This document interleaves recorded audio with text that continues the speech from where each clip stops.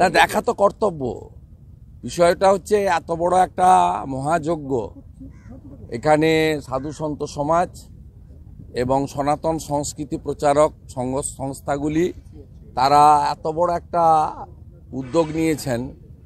Final টাচটা সকলেরই দেওয়া উচিত, যারা নিজেকে সনাতন সংস্কৃতি সনাতন ধর্মের আস্থাশীল বলে আমরা মনে করি, দাবি করি, এবং মাথায় টিকা লাগিয়ে পুজো করে ঈশ্বর ভগবান আমাকে রক্ষা করো, আমাকে ভোটে জিতিয়ে দাও, আমাকে মহান ব্যক্তি বানিয়ে দাও, আমার বিপদ থেকে আমাকে বাঁচিয়ে দাও, এই যারা বলেন তাদের প্রত্যেকেরই এখানে উচিত, এখানে কোনো রাজনৈতিক কর্মসূচি নয়, তাদের এই মহান যজ্ঞে প্রত্যেকের আসা উচিত। যখন স্থাপন হয়, যজ্ঞ হয়, সেখানে সবাই যে ঘি দিতে পারেন তা নয়, যার যা মনের ইচ্ছা থাকে সেখানে এসে দেন, কেউ ফুলও দেন, কেউ বেলপাতাও দেন, নিজের মতো করে দেন।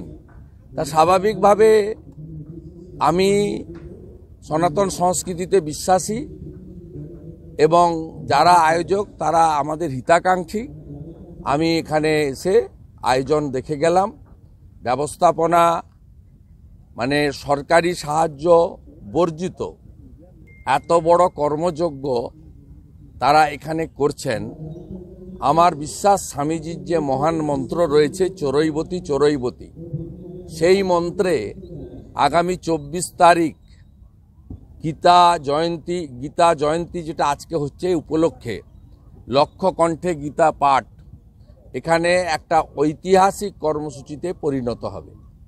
আমরা ইতিমধ্যে গীতা পাঠ করার জন্য আগ্রহী ব্যক্তিবর্গ, বিশেষ করে হিন্দু যারা, তাদের যা সংখ্যা পেয়েছি 1,30,000 গীতা প্রেমী উত্তরবঙ্গ ছেড়ে দিয়ে, উত্তরবঙ্গে আমরা অর্থের অভাবে ট্রেন দিতে পারিনি, উত্তরবঙ্গে 1,500 আমরা ধরেছি, তার বাইরেও 1,30,000 দক্ষিণবঙ্গ, কলকাতা এবং পার্শ্ববর্তী জেলা সেখান থেকে এসে পৌঁছাবেন। ইতিমধ্যে প্রায় 2-3 হাজার চলে এসেছেন কলকাতা। এই সংখ্যাটা ক্রমে ঘন্টায় ঘন্টায় বাড়বে এবং বহু মানুষ তারা মুখিয়ে আছেন। বাকি মিনিট টু মিনিট প্রোগ্রাম, নির্দিষ্ট প্রোগ্রাম সব আপনারা সময় মতো কমিটির পক্ষ থেকে জানিয়ে দেওয়া হবে। এবং এই সমগ্র কর্মসূচির যিনি প্রধান আকর্ষণ বা পূজ্যপাত শঙ্করাচার্যজি, তিনি ইতিমধ্যে কলকাতাতে তার আগমন ঘটেছে, শুভাগমন ঘটেছে। এবং পুরীর দৈতাপতি মহারাজ, আমাদের ভারত সংঘের প্রধান মহারাজ দিলীপ মহারাজ সহ বেশ কিছু আমাদের শুভচিন্তক, আশীর্বাদক, সনাতন সংস্কৃতির প্রচারক, মার্গদর্শক, তারা আসার ব্যাপারে আমাদের কনফার্ম করেছেন। শঙ্করাচার্যজির শুভাগমন ইতিমধ্যে ঘটেছে। আমরা এই বেসরকারি উদ্যোগে আয়োজিত সনাতনীদের প্রোগ্রামে আমরা জানি সরকারের পক্ষ থেকে 1 লিটার জলও পাবো না।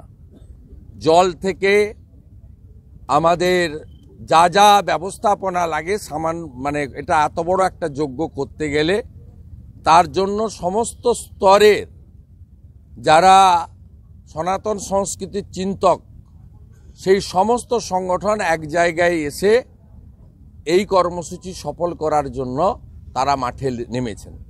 আর একটা কথা আপনাদের বলবো, আমরা যারা পাবলিক রিপ্রেজেন্টেটিভ, সেদিন কিন্তু পাবলিক রিপ্রেজেন্টেটিভ, এমএলএ, এমপি, রাজনৈতিক দলের পদাধিকারী বা আপনাদের ভাষায়, আমার ভাষায় নয়, নেতা, আমরা কিন্তু সেদিন কেউ মঞ্চে থাকছি না। আমরা নিচে থাকবো কারণ আপনাদের মধ্যে কারো কারো কষ্ট হবে, তারা আবার কারো কারো আনন্দ হবে। শুভেন্দু সুকান্তরা মঞ্চে জায়গা পেলেন না, সেই জন্য আগে থেকেই বলে দিলাম। কারণ কিছু সংবাদ মাধ্যম তো কার্যত রাজ্য সরকারের বিজ্ঞাপনের জন্য লিফলেটে পরিণত হয়েছে, তাই তাদের কান থেকে ভালো করে ময়লা পরিষ্কার করে শোনানোর জন্য বললাম, সিদ্ধান্তটা আমাদের। আমরা নিচে থাকব, ভলেন্টিয়ারের কাজ করব, আর গীতা যখন পাঠ হবে তখন গীতা পাঠে হিন্দু হিসেবে অংশগ্রহণ করব। এখানে 24 তারিখে সনাতন সংস্কৃতি এবং হিন্দু জাগরণ হবে। মুনি ঋষির বাংলা, শ্রী চৈতন্যদেবের বাংলা, ঠাকুর রামকৃষ্ণ দেবের বাংলা, জগৎজননী মা শারদামণির বাংলা, বাবা লোকনাথ ব্রহ্মচারীর বাংলা, শ্রী প্রণবানন্দের বাংলা। এই বাংলায় আগামী রবিবার, আজকে গীতা জয়ন্তীর দিন দাঁড়িয়ে বলছি, হিন্দু জাগরণ হবে। যারা হিন্দু এবং সনাতন ধর্মকে অপমান করবে, তাদের ধর্মাচরণে বাধা দেবে, তারা 24 তারিখের পরে এগুলো করার আগে 5 বার ভাববে। পরিশেষে স্বামীজির দেখানো পথই আমাদের পথ। স্বামীজি সবসময় বলতেন, তুমি গর্ব করে বলো আমি হিন্দু। স্বামীজি বলতেন, নিজ ধর্মের প্রতি আস্থাশীল, অপর ধর্মের প্রতি শ্রদ্ধাশীল। আমাদের আচরণ, আমাদের ভাষা এমন কিছু হবে না যাতে স্বামীজির দেখানো পথ থেকে আমরা কেউ বিচ্যুতি হই। একটা বিষয় যে চণ্ডী পাঠের একটা কর্মসূচি করুন না। চণ্ডী পড়তে গেলে খালি পেটে পড়তে হবে। চণ্ডী পড়তে গেলে, চণ্ডী হচ্ছে খুব শক্তিশালী মন্ত্র, পায়ে জুতো রাখা যাবে না, শুদ্ধ হয়ে করতে হবে। যদি কারোর পরমাত্মীয় মারা যায়, প্রথম বছর কালাসুদ চলে, সেই বর্ষে করা যাবে না। চণ্ডীপাঠ করতে গেলে প্রণব মুখোপাধ্যায়ের মতো চণ্ডীপাঠ করুন, আমরা স্বাগত জানাচ্ছি। দুপুরবেলা ভাত খেয়ে বিকালবেলা ইফতার পার্টিতে যাওয়ার মতো চণ্ডীপাঠ করবেন না। আর একটা বিষয় শেষ, সেটা হলো যে শাসক দলের যারা রয়েছে তাদেরকে এইতে আমন্ত্রণ জানাচ্ছেন এই যে কর্মসূচি, সেখানে শাসক দলের যারা রয়েছেন বা অন্যান্য কোনো দলের প্রোগ্রাম নয়, তো গেরুয়ার প্রোগ্রাম। আমাকে কেউ ডাকেনি, আমি প্রথম থেকে এদের সঙ্গে আছি, এরা ভালোবাসি। আমি তো বলছি আমরা ভলেন্টিয়ারের কাজ করব। যদি কোনো মাঠে যদি কোনো নোংরা পড়ে থাকে, ঝাঁটানোর কাজ করব, গীতা বিতরণের কাজ করব, ভলেন্টিয়ার ব্যাচ থাকবে। অত এখানে এদল ওদল কিছু নেই। জালি হিন্দুরা একটু দূরে থাকবেন, আর যারা প্রকৃত হিন্দু তারা আসবেন। তারা কোন দল আমাদের দেখার দরকার নেই, ঠিক আছে? ওটা বাইরে বলবো। আমার এখন থেকে অ্যাসেম্বলি আছে, অ্যাসেম্বলিতে আমার অফিসে কিছু কাজ আছে, তারপরে আমার বিজেপি লিগ্যাল সেলের সঙ্গে একটা মিটিং আছে, ওইখানে আসতে পারেন, বাইরে থাকবেন, আমি বলে দেবো। ওই কোন হোটেল? হোটেল। पूरा तैयारी आपका आंख के सामने है, जबरदस्त तैयारी है। पिछले साल संत समाज ने मायापुर जो इस्कॉन हेडक्वार्टर है वहाँ 5000 की गीता पाठ किया, एक साथ 5000 भक्तों ने, श्रद्धालु ने। इस बार 1 लाख से ज्यादा हम लोग का जो एक्सपेक्टेशन है, 1,30,000 30,000 आदमी यहाँ गीता पढ़ने के लिए आ रहा है। तैयारी पूरा है। हमारी प्रदेश में सबसे बढ़िया माठ है ब्रिगेड परेड ग्राउंड। इस माठ पर गीता की जयंती जो आज है, उसका गीता जयंती का अवसर पर संडे होगा। इसमें सब श्रद्धालु, जब जितना भी हिंदू आदमी है, सनातन संस्कृति को मानते हैं, सब आएगा। गीता कोई रिलीजियस बुक नहीं है, ये साइंस है।